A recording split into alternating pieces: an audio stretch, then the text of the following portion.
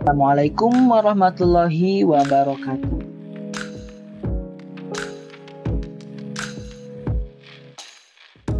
Sebelumnya, perkenalkan nama saya Muhammad Sahdam Darmawan dari kelas 2A Program Studi Pendidikan Matematika Institut Pendidikan Indonesia dengan nomor induk mahasiswa 215160021.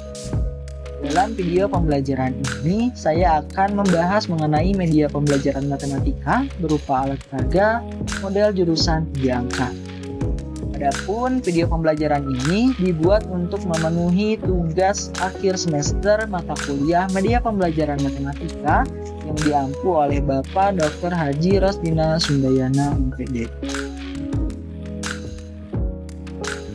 Nah, sebelum masuk ke pembahasan, jangan lupa untuk like, comment, share, dan subscribe terlebih dahulu video pembelajaran ini.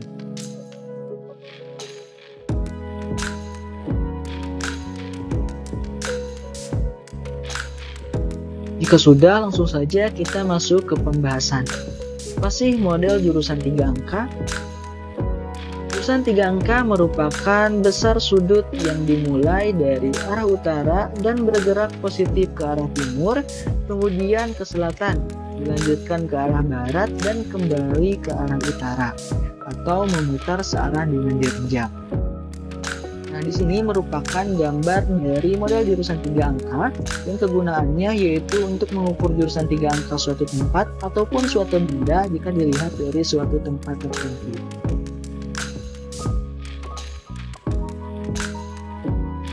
Nah, lalu bagaimana sih cara penggunaan dari model jurusan 3 angka tersebut? Di sini ada petunjuk penggunaan. Yang pertama, tetapkan 2 tempat atau benda seperti pohon dan tiang bendera, pojok bangunan dan pintu ruangan, ruang siswa dan gerbang sekolah, ataupun yang lainnya. Namun di sini saya memisalkan sebuah pohon dan sebuah tiang bendera. Dan selanjutnya, dari bawah pohon tempatkan model jurusan 3 angka tersebut pada sebuah meja. Kemudian putar busur derajat sampai 0 derajat dan pastikan menunjukkan arah utara. Selanjutnya, arahkan pipa pengintai menuju posisi tiang bendera dengan memutar searah jarum jam seperti ini. Lalu kemudian lihat pada busur berapa derajatkah yang ditunjukkan oleh jarum. Jika dimisalkan jarum menunjukkan 41 derajat, itu berarti bahwa kedudukan tiang bendera dilihat atau diukur dari pohon tersebut berada pada jurusan 3 angka, yaitu 041 derajat.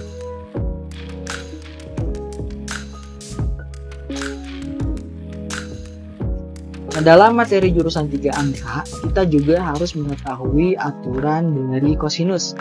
Di sini saya memisalkan segitiga sebarang dengan sudut A, B, dan C, di mana di depan sudut A kita beri nama sisi A, di depan sudut B kita beri nama sisi B, begitu pula di depan sudut C kita beri nama sisi C.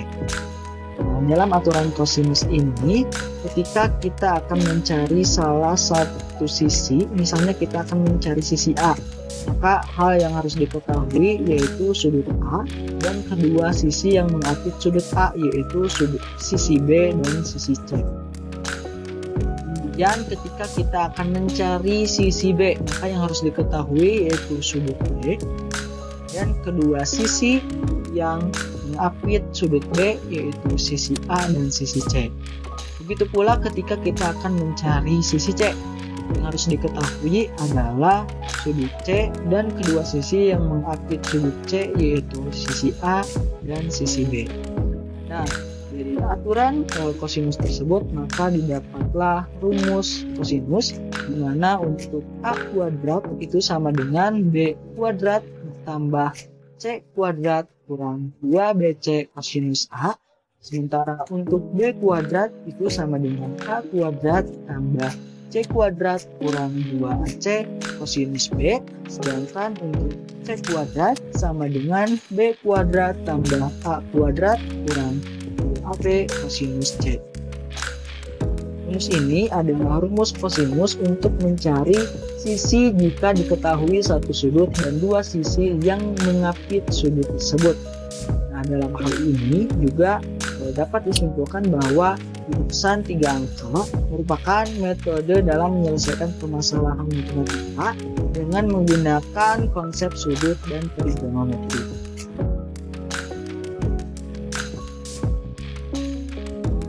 Baik, untuk lebih jelasnya langsung saja kita masuk ke contoh soal, di mana di sini ada sebuah persoalan yaitu Anjas bersepeda sejauh 20 km dengan arah 020 derajat dari tempat yang sama dengan Budi, sedangkan Budi berkuda sejauh 12 km dengan arah 140 derajat. Nah, pertanyaannya berapakah jarak Anjas dan Budi? Nah, untuk menyelesaikan persoalan tersebut, pertama kita harus menentukan dulu titik awalnya, titik startnya atau titik yang sama dengan mengarah ke utara seperti ini. Nah, kemudian disebutkan bahwasannya Anjas bersepeda sejauh 20 km seperti ini dengan arah 020 derajat yang mendekati 20 derajat dari utara.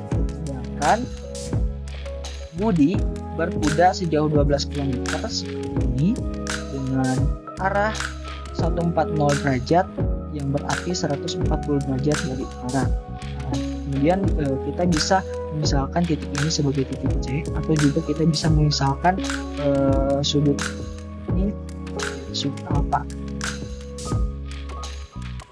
Nah, untuk pertanyaannya berapakah jarak Anjas dan Budi, atau berapakah jarak dari A ke B di sini?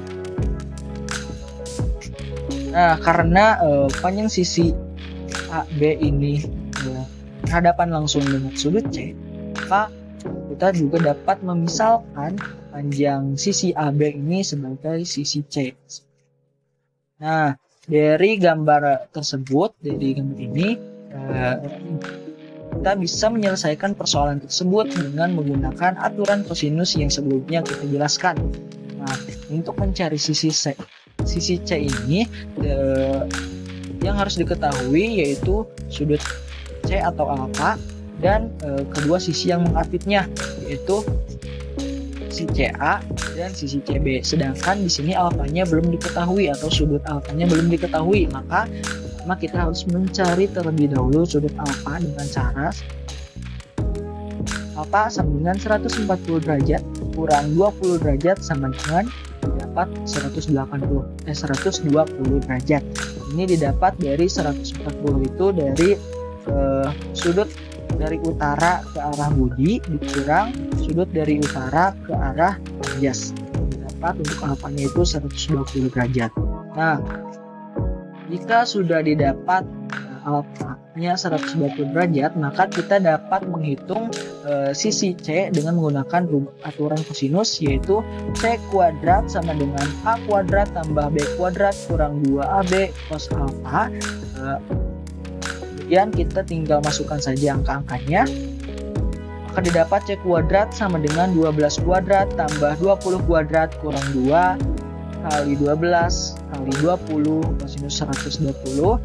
Kita tinggal operasikan saja, akan didapat C kuadrat sama dengan 144 tambah 400 kurang 480 kali negatif 1, 2. Kita sederhanakan lagi, didapat C kuadrat sama dengan 544 tambah 240 C kuadrat didapat 184, maka untuk C nya itu sama dengan akar dari 784 yaitu 28. Maka dapatlah bahwasannya jarak Anjas dan Budi atau jarak dari A ke B itu adalah 20 km.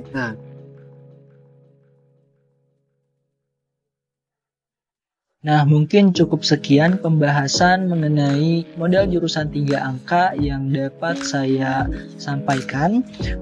Terima kasih atas perhatiannya. Terima kasih telah menonton dari awal sampai akhir. Terakhir dari saya ada satu pesan. Jangan takut, jangan memaksa. Pikirkan dengan baik apa yang ingin dilakukan, kemudian lakukanlah dengan tegas. Sekali lagi terima kasih, mohon maaf apabila terdapat banyak kesalahan. Wassalamualaikum warahmatullahi wabarakatuh.